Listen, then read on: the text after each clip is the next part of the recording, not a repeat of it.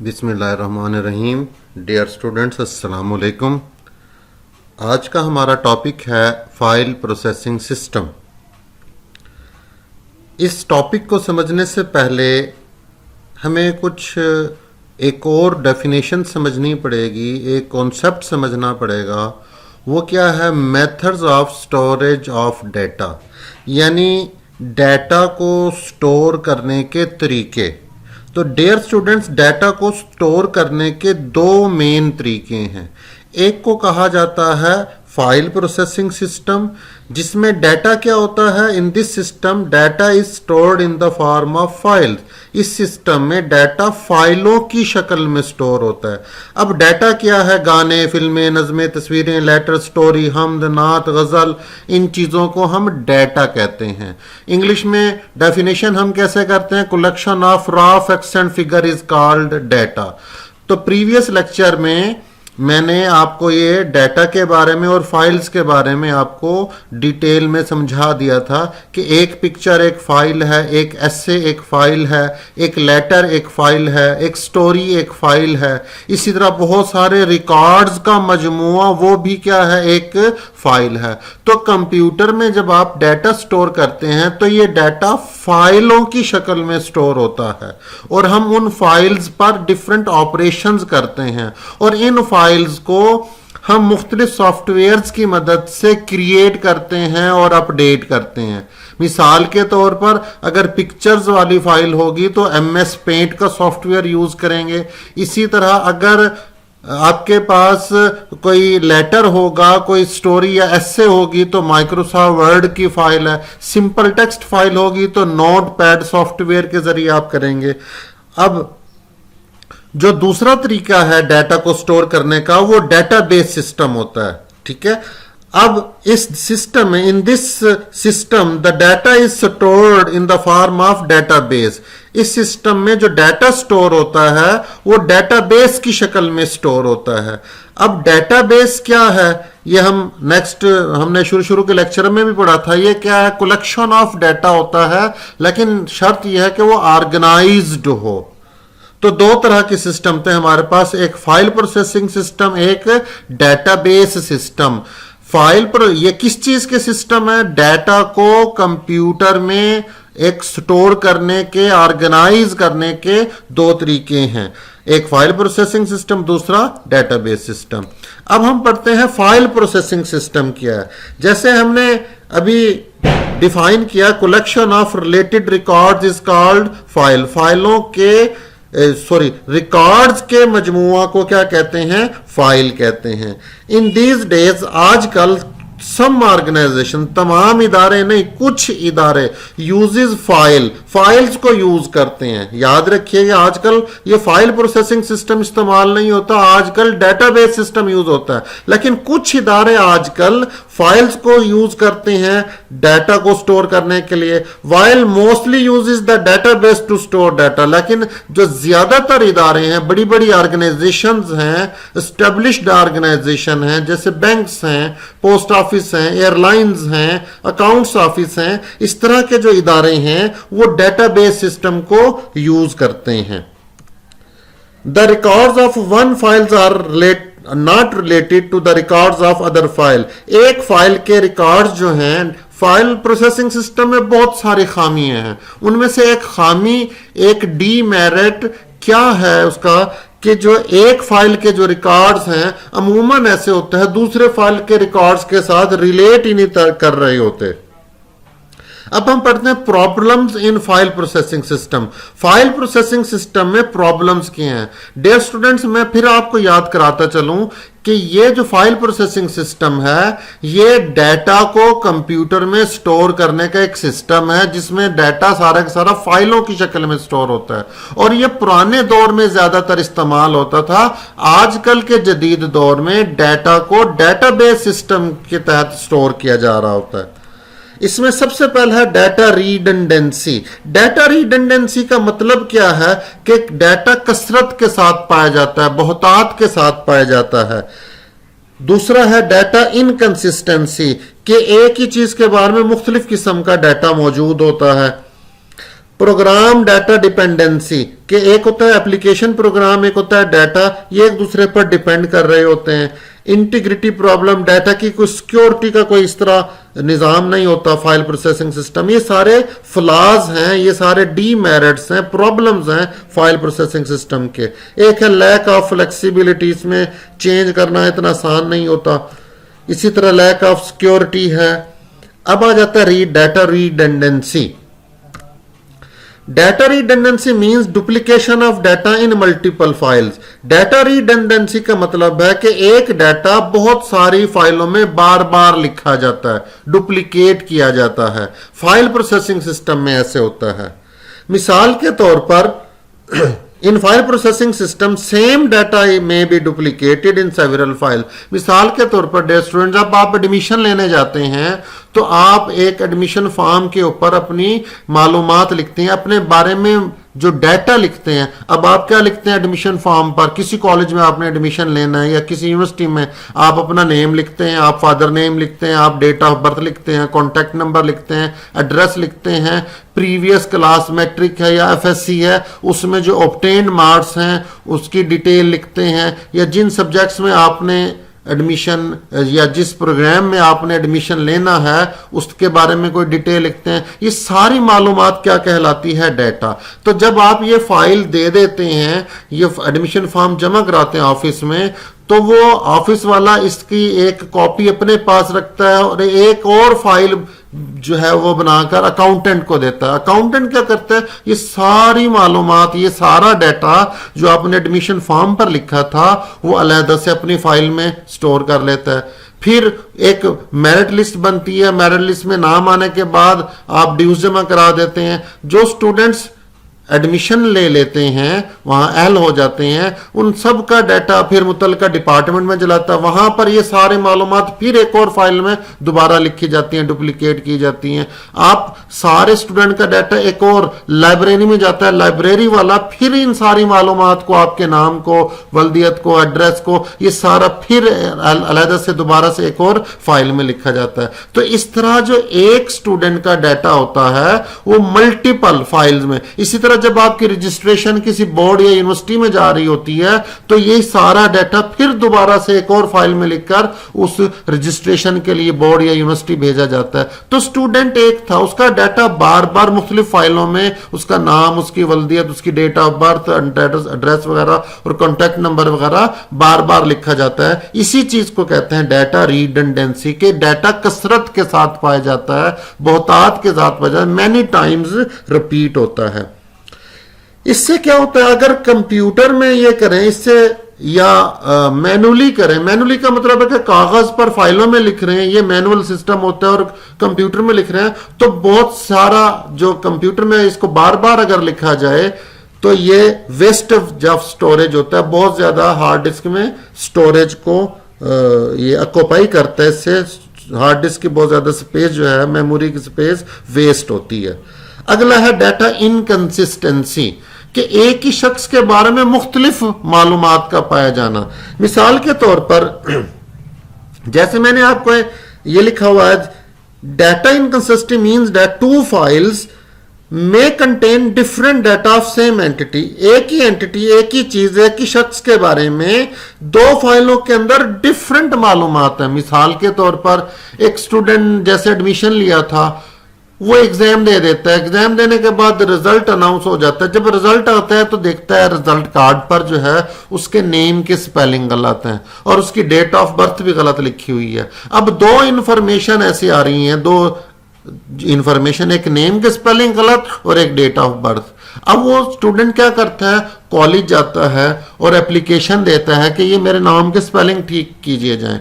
अब उसके नाम के स्पेलिंग और उसकी डेट ऑफ बर्थ कोई एक जगह नहीं लिखी हुई, उसके पास, वो तो क्लर्क के पास भी लिखी हुई है, वो अकाउंटेंट के पास भी लिखी हुई है, वो लाइब्रेरियन के पास भी लिखी हुई है, वो तो रजिस्ट्रेशन ब्रांच में भी लिखी हुई है। तो उसका डाटा कोई एक जगह नहीं। अब या तो वो सारी जगह चेंज करे फिर तो जाकर उसका डाटा एक जैसा होगा। होता यह है कि क्लर्क क्या करता है, अपने पास डाटा चेंज कर देता है और रजिस्ट्रेशन ब्रांच में चेंज करवा देता है, वहां तो उसका नेम और डेट ऑफ बर्थ ठीक हो जाती है, लेकिन अकाउंटेंट के पास और लाइब्रेरियन के पास उसका जो डाटा था वो पुराने वाला डाटा, वो पुराना नाम और पुरानी डेट ऑफ बर्थ जो कि गलत थी वहां पर मौजूद होता है। अब 8-10 साल के बाद क्या होता है, जब इन डाटा को मैच किया जाता है तो लाइब्रेरियन और अकाउंटेंट के पास डिफरेंट डाटा होता है, लेकिन क्लर्क के पास और रजिस्ट्रेशन ब्रांच में न्यू नेम वाला और न्यू डेट ऑफ बर्थ वाला डाटा होता है। जब इनको मैच करते हैं तो वो मैच नहीं होता, जिसकी वजह से हम कहते हैं कि एक ही शख्स का डिफरेंट इंफॉर्मेशन, डिफरेंट डाटा मौजूद होता है मुख्तलिफ मालूमात में। इस चीज को हम डाटा इनकंसिस्टेंसी कहते हैं। अच्छा, इसकी वजह से क्या होती है, एक कंफ्यूजन क्रिएट होती है डाटा इनकंसिस्टेंसी की वजह से। हमें कुछ अर्से बाद पता नहीं चलता कि सही वाला डाटा कौन सा है, सही वाली डेट ऑफ बर्थ और स्पेलिंग कौन से हैं और गलत वाले कौन से हैं। और ये डाटा इनकंसिस्टेंसी ये किसकी वजह से होता है, ये डाटा रिडंडेंसी की वजह से होता है। यानी डाटा रिडंडेंसी इसकी काज बनती है, इसकी वजह बनती है किसकी, डाटा इनकंसिस्टेंसी की। अब आ जाता है प्रोग्राम डाटा डिपेंडेंसी। एक होता है प्रोग्राम, एक होता है डाटा। प्रोग्राम क्या है, सॉफ्टवेयर, एप्लीकेशन प्रोग्राम है, माइक्रोसॉफ्ट वर्ड है, नोटपैड है, ठीक है, इस तरह का। और डाटा क्या है, जो उसके अंदर नाम लिख रहे हैं, वल्दियत लिखे हैं, एड्रेस लिख रहे हैं, ये इस तरह की इंफॉर्मेशन मालूमात लिख रहे हैं, वो डाटा है। तो ये फाइल प्रोसेसिंग सिस्टम में प्रोग्राम और डाटा एक दूसरे पर डिपेंड करते हैं। Program data dependency is the relationship, ये एक ताल्लुक है between the data in file, files के अंदर जो डाटा है उनके दरमियान, एंड द प्रोग्राम, और प्रोग्राम के दरमियान, डाटा और प्रोग्राम के दरमियान एक रिलेशनशिप है। Use to update and maintain the file, और ये रिलेशनशिप इस्तेमाल होता है फाइलों को अपडेट करने के लिए और मेंटेन करने के लिए। If the format of the file is change, अगर फाइल की शक्ल तब्दील कर दी जाए, उसका रिकॉर्ड चेंज कर दिया जाए, then application program need to be change accordingly, तो एप्लीकेशन प्रोग्राम को भी तब्दील करना पड़ेगा उसी हिसाब से। मिसाल के तौर पर आपके पास एक फाइल है, फर्ज करें माइक्रोसॉफ्ट वर्ड में आपने एक फाइल क्रिएट की है। आप क्या करते हैं, उस फाइल के अंदर जो मालूमात है उसे किसी तरह कन्वर्ट करके क्या बना देते हैं, एक्सेल की फाइल बना देते हैं। तो उसका फॉर्मेट चेंज कर देते हैं, उसकी शक्ल चेंज कर देते हैं। जब वो एक्सेल का फॉर्मेट बनेगा तो वो फॉर्मेट अब किस में, वो फाइल किस में खुलेगी, माइक्रोसॉफ्ट एक्सेल में खुलेगी। या इस तरह कह लें, आपने माइक्रोसॉफ्ट वर्ड में कोई फाइल बनाई हुई है, उसको कन्वर्ट कर देते हैं आप पीडीएफ फॉर्मेट में, पोर्टेबल डॉक्यूमेंट फॉर्मेट में। वर्ड की फाइल को कन्वर्ट्स का फॉर्मेट चेंज कर दिया मालूमात का, डाटा का, किसमें, पीडीएफ में। तो जब आप पीडीएफ वाली फाइल को ओपन करेंगे वो कभी माइक्रोसॉफ्ट वर्ड में ओपन नहीं होगी, उसके लिए अलहदा से सॉफ्टवेयर ओपन होगा जो पीडीएफ रीडर होगा, जैसे एक्रोबेट रीडर या फॉक्सिट रीडर वगैरह। तो फाइल का अगर फॉर्मेट चेंज कर दिया जाए तो उस फाइल का मुतल्लिका सॉफ्टवेयर, एप्लीकेशन सॉफ्टवेयर भी चेंज करना पड़ता है, और ये चेंज जो है वो कॉस्टली पड़ती है। इस वजह से हम ये कहते हैं कि ये कोई इतना अच्छा इसकी फैसिलिटी नहीं है। इंटीग्रिटी प्रॉब्लम, इंटीग्रिटी क्या चीज होती है, integrity means accuracy and reliability of data. Data की एक्यूरेसी याद रखना, एक्यूरेसी कहते हैं किसी भी डाटा का सही होना, और रिलायबिलिटी कहते हैं काबिले भरोसा होना। डियर स्टूडेंट, जब फाइल्स के अंदर आप डाटा एंटर कर रहे होते हैं कोई चेक एंड बैलेंस नहीं होता। लेट से आप एक स्टूडेंट्स के मार्क्स एंटर कर रहे हैं, किसके मार्क्स, एफएससी के मार्क्स। आप मार्क्स एंटर करना चाहते हैं, फर्ज करें 860 मार्क्स एंटर करना चाहते हैं, और गलती से वो एक सिफर ज्यादा लग जाती है, 860 के बजाय 8600 नंबर एंटर कर देते हैं। अब फाइल प्रोसेसिंग सिस्टम में क्या होता है, 8600 फाइल्स के अंदर ये वाली मालूमात एंटर हो जाएंगी। इसी तरह आप रोल नंबर एंटर करना चाह रहे हैं, फर्ज करें आपने रोल नंबर एंटर करना था 5, गलती से हो गया 5.1। अब रोल नंबर कभी भी इशारिया में नहीं होता, लेकिन फाइल प्रोसेसिंग सिस्टम में अगर 5.1 आ गया तो ये मार्क्स एंटर हो जाएंगे। इसी तरह आप परसेंटेज मार्क्स एंटर करने जा रहे हैं 62.5% और 62 के बजाय वो आ जाता है 620.5%। तो जब आप डाटा एंटर कर रहे होते हैं फाइल के अंदर, तो अगर गलती से कोई मिस्टेक आ जाए, कोई टाइप करते हुए मिस्टेक आ जाए, कोई मार्क्स, अब एफएससी के मार्क्स 1100 हो सकते हैं, वो आप 1860 कर रहे हैं या 8600 मार्क्स एंटर कर लें तो वो हो जाएंगे। तो ऐसा कोई चेक एंड बैलेंस नहीं है इसमें, जबकि डेटाबेस सिस्टम में होता है। तो आप गलत डाटा भी एंटर कर सकते हैं और सही डाटा भी एंटर कर सकते हैं, किसमें? फाइल्स में। इंटीग्रिटी कंस्ट्रेंट्स, कंस्ट्रेंट्स कहते हैं रूल्स को, याद रखेंगे, शराइत को जिसके तहत डाटा एंटर किया जा रहा है। जैसे मार्क्स का कंस्ट्रेंट किया कि मिनिमम मार्क्स कितने हो सकते हैं? 0। मैक्सिमम मार्क्स एफएससी के कितने, हासिल करदा नंबर कितने हो सकते हैं? 1100। तो एक स्टूडेंट कम से कम 0 और मैक्सिमम 1100 मार्क्स, लेकिन अगर आप 1200 एंटर करेंगे तो फाइल्स में ये डाटा एंटर हो जाएगा। इसमें कोई कंस्ट्रेंट्स नहीं अप्लाई होते, कोई रूल्स अप्लाई नहीं होते, जो इनकमिंग डाटा को, एंटर किए जाने वाले डाटा को चेक कर रहे होते हैं कि ये डाटा सही भी हालत में भी है, सही फॉर्मेट में भी है, ये सही रूल के मुताबिक भी है या नहीं। तो ये एक बहुत बड़ा प्रॉब्लम है। डाटा में not be accurate according to the rules, data जो है वो एक्यूरेट नहीं भी हो सकता। में ये लाजमी नहीं है कि सारा डाटा गलत ही एंटर होगा। मे नॉट बी एक्यूरेट का मतलब है कि गलत डाटा भी एंटर हो सकता है, सही नहीं भी हो सकता और सही भी हो सकता है। Lack of flexibility, file processing system is not flexible. Flexible का मतलब यहां पर लचकदार नहीं है, फ्लेक्सिबल का मतलब है इसमें चेंज आ सके, उसे कहते हैं फ्लेक्सिबल। यानी एप्लीकेशन प्रोग्राम चेंज कर सकें और इसका डाटा का फॉर्मेट चेंज कर सकें। तो इसमें फ्लेक्सिबिलिटी, चेंज करने की जो सलाहियत है वो बहुत कम होती है। It can take a lot of time to collect data from different file, बहुत ज्यादा वक्त लगता है डाटा को इकट्ठा करने के लिए मुख्तलिफ फाइलों से, ताकि अपनी मुतल्लिका मालूमात को जनरेट कर सकें, पैदा कर सकें उस डाटा से। लैक ऑफ सिक्योरिटी, सिक्योरिटी क्या है जी? File processing system does not provide the suitable security to the data. File processing system suitable security data को प्रोवाइड नहीं कर सकते, यानी इसके ऊपर जो पासवर्ड है ये बड़ी मुश्किल से अप्लाई होते हैं, डेटाबेस सिस्टम में होते हैं। इसके मुकाबले में जो दूसरा डेटाबेस, जैसे हमने शुरू में कहा था कि दो तरह के सिस्टम है, फाइल प्रोसेसिंग सिस्टम और डेटाबेस सिस्टम। करना डाटा को स्टोर है। डेटाबेस सिस्टम में आप डेटाबेस के ऊपर पासवर्ड लगा सकते हैं और ऑथराइज्ड यूजर कर सकते हैं। और समटाइम्स ऐसा भी होता है कि if some situation it is required, इसकी जरूरत होती है to provide different types of access, के मुख्तलिफ किस्म की रसाई दी जाए टू द डाटा, डाटा तक, फॉर डिफरेंट यूजर, मुख्तलिफ लोगों के लिए। मिसाल के तौर पर हम ये चाहते हैं कि हमारा कुछ यूजर्स ऐसे हों कि जो हमारे डाटा को सिर्फ व्यू कर सकते हो, देख सकते हो, लेकिन डिलीट ना कर सकते हो, चेंज भी ना कर सकते हो। और कुछ यूजर ऐसे हों जो हमारे डाटा को चेंज तो कर सकते हो लेकिन डिलीट ना कर सकते हो। कुछ यूजर्स ऐसे हों कुछ जो हमारे डाटा को मजीद अपना डाटा एंटर कर सकते हो। जैसे मिसाल के तौर पर आप वेबसाइट हैं, आप ऐसे यूजर्स हैं जो उस वेबसाइट्स के डाटा को देख सकते हैं और चेंज नहीं कर सकते आप। अब कुछ यूजर्स ऐसे होते हैं जो इस वेबसाइट के डाटा को चेंज भी कर सकते हैं।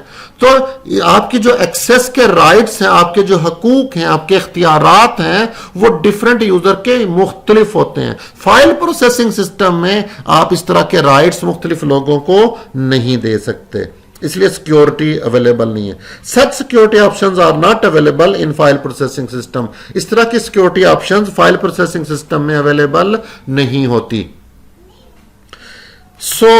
तो फिर इन तमाम प्रॉब्लम्स को डिस्कस करके हमने क्या रिजल्ट निकाला है कि database system is the best system to store the data. Database system जो है वो बेस्ट सिस्टम होता है डाटा को स्टोर करने का। उम्मीद है आपको मेरा लेक्चर समझ आ गया होगा। अगर आपने अभी तक मेरे चैनल को सब्सक्राइब नहीं किया तो जल्दी से मेरे चैनल को सब्सक्राइब कर दें और लाइक भी करें और दूसरे दोस्तों के साथ शेयर भी करें, ताकि तमाम आपके दोस्त और कंप्यूटर साइंस सीखने वाले तमाम लोग इससे से ज़्यादा फ़ायदा उठा सकें। अपना ख्याल रखिएगा। नेक्स्ट लेक्चर में मुलाकात होगी। अल्लाह हाफिज़।